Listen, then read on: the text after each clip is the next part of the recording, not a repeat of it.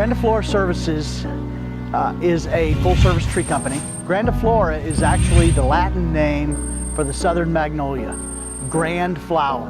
It was my mom's favorite tree, and when she died, I wanted to name my company in her honor.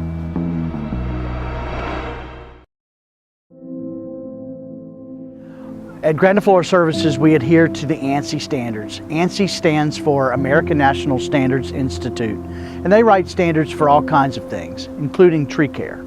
And those are standards that we adhere to. You do two types of pruning to a tree, maintenance pruning or hazard reduction pruning. The ANSI standards for maintenance pruning is to address the dead, dying, diseased, broken, and fractured limbs.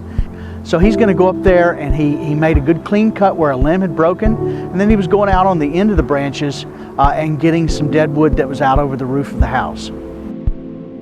Another example of maintenance pruning in this case is where we're taking suckers off the trunk for aesthetic value, but also so that the grass underneath the tree can get more sunlight. Hazard reduction pruning is the removal of major dead limbs or broken limbs that has a specific target. In this case, the target were the potential kids playing on the playset underneath the tree that has the broken limbs.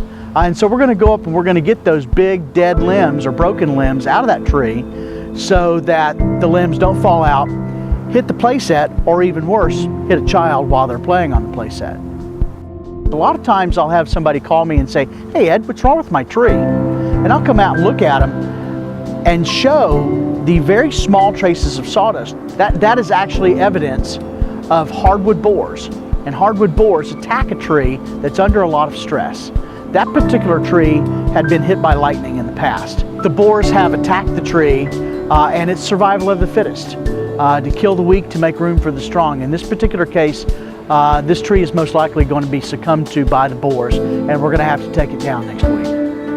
With the big pine, we looked at a tree that's been attacked by pine bark beetle, doing the same thing as the hardwood borers, but specifically to a pine tree. Pine trees will only be attacked by pine bark beetle.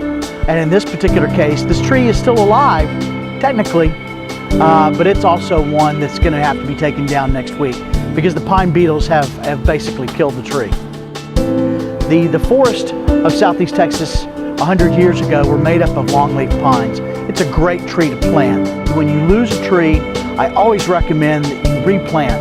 And if you can, replant with a native species. There's a lot of guys out there that will willingly take your money to do your tree care. I would rather give you good information and know that when I walk away that you've been given solid information based on what your tree truly needs. But that's one of the reasons why I do what I do.